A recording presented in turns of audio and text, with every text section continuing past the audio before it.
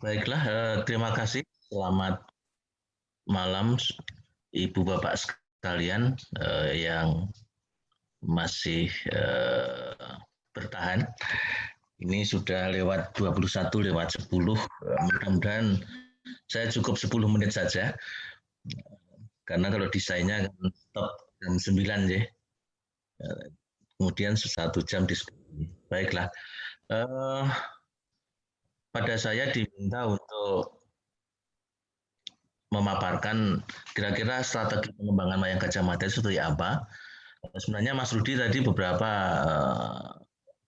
bagian sudah menyinggung soal itu, tapi baiklah, yang paling pokok sebenarnya ketika kita bicara tentang wayang Gajah Mada ini dan juga wayang pada umumnya, itu berkaitan dengan 3 hal yang pokok ini.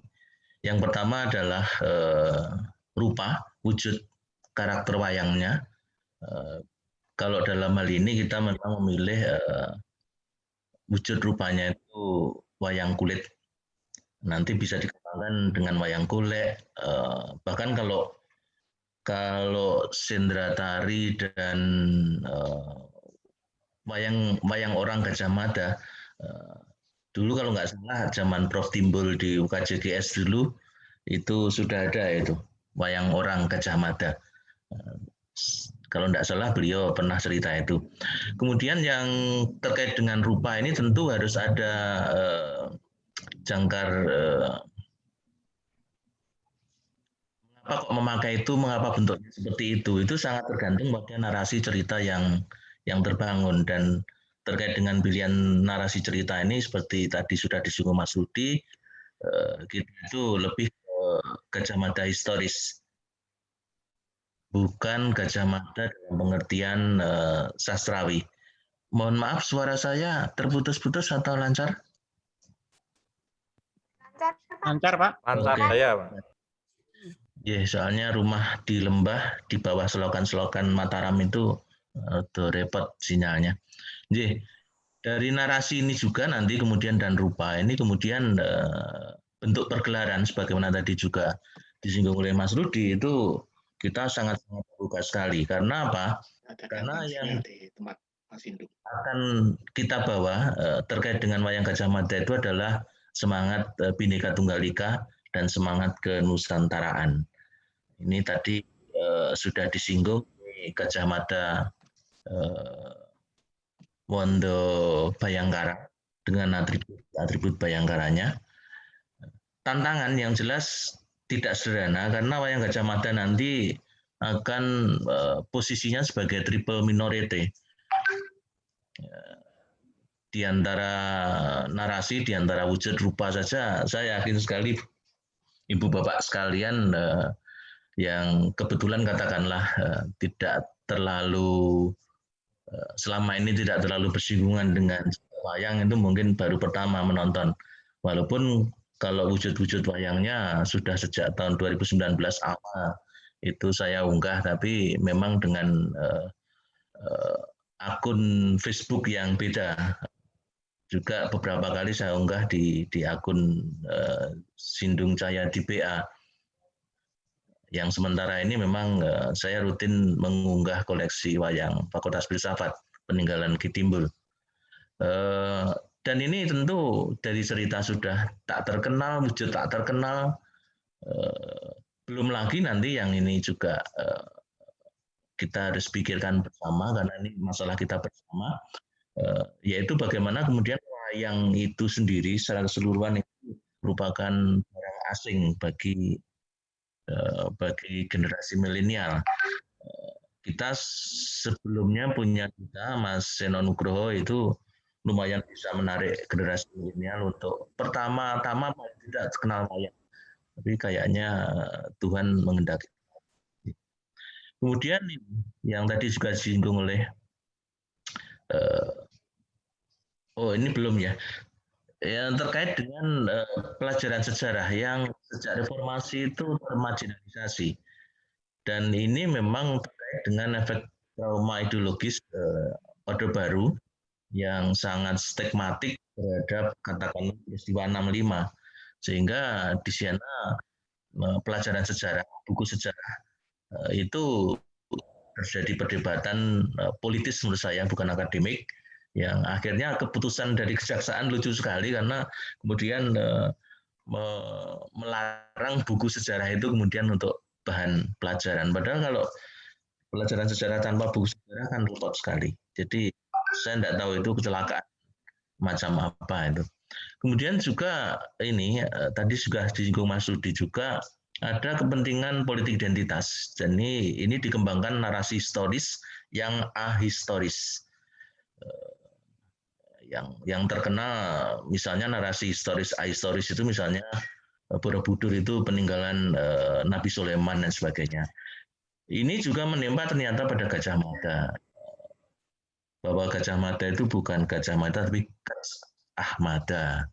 Ya, ya, ya seperti itulah. Kita semua sudah tahu. Kemudian juga ini terjadi intrusi dan disrupsi proses internalisasi nilai melalui media sosial. Yang di sini otoritas itu kemudian pada pribadi dalam mengendalikan jari. Dan yang berlaku kemudian adalah hukum-hukum psikologi komunikasi visual. Sampai kemudian wayang pun yang relatif dipilih dan disaksikan oleh netizen itu biasanya wayang dalam format TikTok, dalam format video yang pendek-pendek. Lebih-lebih kemudian kalau itu menampilkan kelucuan dan sebagainya. Dan ketika harus berhadapan seperti itu, wayang harus menjawab tantangan ini dengan baik nantinya. Kemudian ini yang kita rasakan sekali, walaupun ada undang-undang pemajuan kebudayaan, lumayan itu. Tapi sebelumnya kan hanya undang-undang pembangunan jangka panjang yang itu saya yakin tidak satupun pemerintah daerah itu peduli dengan itu, lebih-lebih kepentingan politik praktis daerah. Kita sekarang paham tidak ada frame dan kerangka nasional yang sungguh-sungguh kemudian ditaati. Dan memang sejak Orde Reformasi kita tidak punya strategi kebudayaan nasional. Makanya penanda zamannya kan kemudian Mas Didi Kempot dengan ambiarnya itu, dan kita memang ambiar benar. Oke. Ini Gajah Mada tadi Wondo Senopati. Kemudian peluangnya apa terkait dengan pengembangan wayang Gajah Mada? Tadi juga disinggung bahwa ini iklim penciptaan di masa pandemi ini justru luar biasa karena orang kemudian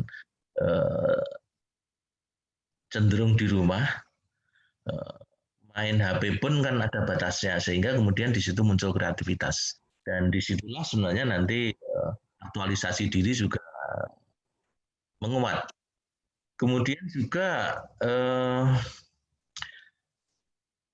mulai muncul dan menguat sebagai konsekuensi keterbukaan dunia maya, kajian-kajian historis dari berbagai genre kajian. Dan memang ini saling berbenturan, saling bertubrukan. Tapi saya percaya kodrat internet itu sendiri dengan keterbukaannya, dengan demokrasi itu nanti mengantar pada rasionalitas, mengantar pada nalar. Kecuali memang kita juga menemukan ternyata ada juga gejala pengerasan diri. Ini bisa dilihat dari beberapa grup yang relatif kemudian policy-nya mengisolasi diri, tidak mau mendengar pendapat lain, yang katakanlah kalau ada anggota grup yang pendapatnya berbeda dengan admin grup, itu kemudian ditendang dari grup seperti itu. Padahal sebenarnya sikap semacam itu sebenarnya sikap yang relatif tertutup dan mudah-mudahan nanti dibanding dengan yang tertutup nanti terkait dengan pemahaman sejarah lebih banyak yang terbuka. Kemudian ini media sosial dan komunikasi ini dengan segala kelebihan dan kekurangannya ini memunculkan apa yang dulu sangat dicita-citakan yaitu demokrasi budaya. Kita kemudian dikenalkan dengan banyak genre, hanya dengan seperti Mas Rudi tadi punya referensi banyak tentang jenis wayang di mana-mana itu mungkin selain pernah main ke Museum Kekayonya Mas Doni juga karena informasi internet yang luar biasa sehingga bisa mengenali bentuk-bentuk rupa dan karakter dari berbagai gaya wayang, dan dari situlah kemudian menjadi bahan penting ketika kemudian menggagaskan wayang Nusantara yang terwujud di Gajah Mada ini. Kemudian ini pemajuan kebudayaan, ini uang karena sebelumnya kita tidak punya pegangan bagaimana terkait dengan pengelolaan kebudayaan. Kemudian oleh Pak Iman Farid nomor 5 nomor 5 tahun 2017 ini kemudian di-push dan kemudian oleh Pak Jokowi juga oleh DPR kemudian disahkan. Dan walaupun karena ini undang-undang yang sudah sangat tua sebenarnya, pengusulannya itu 82 kalau tidak salah. Dulu rancangannya itu undang-undang kebudayaan namanya. Tapi kemudian dalam kebudayaan itu di dunia persilatan akademis itu tidak juga menimbulkan penyatuan, malah kemudian selalu ambiar. Akhirnya kemudian sudah bukan kebudayaannya, tapi apapun lah. Yang penting kemudian ada sarana untuk memajukan kebudayaan. Kemudian peluang juga ini dapat komunitas-komunitas berasal dari elemen kampus, luar kampus, bisa sanggar atau Pemda maupun gabungan yang memiliki perhatian dan semuanya untuk mengembangkan rupa, narasi, dan budaya wayang Gajah Mada. Di tahun 2019, tahun 2020 ini ada, ini beberapa ada yang dari Mojokerto, kemudian kemarin itu di Malang itu juga ada pertunjukan wayang, walaupun narasinya lebih mengambil kalau di wayang Malang kemarin itu Arok, tapi kalau Gajah Mada itu juga oleh dosen ISI Solo kalau tidak salah, itu dikembangkan juga wayang Gajah Mada dengan corak dan pendekatan dan tafsir yang berbeda dengan yang dikembangkan oleh kita. Ini Mahapatih. Oke, strategi pemenangannya apa? Sederhana. Kalau aspek rupa ini nanti mungkin bisa diorganisasi workshop pembuatan wayang Gajah Mada. Ini bisa dengan berbagai level. Misalnya untuk anak-anak itu nanti ada lomba mewarnai wayang, tapi wayangnya wayang Gajah Mada. Kemudian bisa juga next level itu membuatnya dari kardus dan seterusnya dan seterusnya. Dan untuk misalnya yang melibatkan para expert itu nanti bisa dibuat semacam festival atau lomba yang itu outputnya nanti desain baru dengan tafsir, tentu harus dengan catatan kaki ya. Mengapa kok bentuknya seperti ini, mengapa seperti ini, itu harus penjelasannya ada semua. Jadi tidak harus dengan catatan kaki. Mengapa harus dengan catatan kaki? Karena wayang ini lahir dari kampus. Kalau tanpa catatan kaki nanti dibukani oleh Prof. Timbul. Oke, kemudian dari aspek narasi ini kita sempat rancangkan sebenarnya tahun 2020 ini kita mau akan mengadakan lomba penulisan lakon, tapi kemudian ternyata tidak hanya kita yang mengadakan lomba penulisan lakon itu, tapi juga malah Universitas Airlangga di tahun ini atau tahun kemarin ya, itu tahun ini kalau nggak salah, itu lomba penulisan lakon orientasinya terkait dengan Majapahit. Dan memang tadi belum disinggung oleh Mas Rudi, 2016 itu kita rasan-rasan itu karena pertama ketika itu sudah lahir wayang Airlangga. Kebetulan konsultannya itu Romo Sangrah, Romo Bambang Suwarno, termasuk mementaskan pertama wayang Airlangga itu di sana. Dan kemudian kita baru menyadari bahwa ada lubang dalam rangkaian sejarah dalam tanda petik, rangkaian narasi sejarah, yaitu Airlangga, kemudian malah Kediri, Mojopahit, Kediri, Singosari, Mojopahit itu ternyata relatif belum digarap dengan optimal. Makanya kemudian pilihan kita ya sudah, Airlangga sudah dikerjakan oleh UNER, kita kerjakan yang Gajah Mada sangat-sangat pragmatis, dan itu saya kira dengan keterbatasan kita. Dan rencananya nanti sementara ini wayang Gajah Mada sudah berhasil dibuat sekitar 70 figur, baik itu tokoh-tokoh Majapahit, kemudian ada beberapa tokoh Singosari akhir, Kertanegara, kemudian patihnya Ki Patih Rogonoto, kemudian tokoh-tokoh yang kemudian Jaya Katwang juga Kediri ada, kemudian juga yang sudah jadi itu pasukan Galuh. Pasukan Galuh sempat terjadi perdebatan, kalau kita mengikuti kaidah penciptaan wayang klasik, itu kan biasanya yang lain, yang asing itu dibuat prenges, pokoknya kelihatan jahat. Nah, kita terkait dengan kerajaan Galuh Sunda, kita buat pilihan lain. Jadi pilihannya modelnya model seperti Ndorowati. Jadi itu. Jadi halus. Nanti Mas Rudi mungkin kalau dibawakan, sebagian wayang ini sedang posisi di Solo, karena rencana ada rekaman oleh Pak Bambang Suwarno untuk salah satu. Yang lainnya itu kotaknya itu ada di, sementara ini kami simpan di Fakultas Filsafat.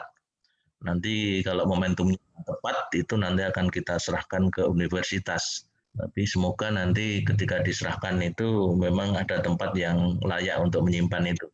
Karena wayang kalau tidak disimpan dengan baik itu berbahaya, karena UGM itu di beberapa titik itu rayapnya ganas-ganas. Oke. Kemudian aspek pergelaran ini terbuka sekali kita. Makanya harapan kita juga nanti ada wayang Balaputra Dewa lah, misalnya seperti itu, yang dikembangkan oleh Unsri misalnya, wayang Siliwangi dan sebagainya, yang di situ nanti memperkuat kesadaran historisitas dan kenusantaraan kita. Harapannya seperti itu. Oke, ini Gajah Mada Wondo Mukso, Amukti Mukso tadi. Oke, terima kasih. Tiada tradisi tanpa kreasi. Matur nuwun.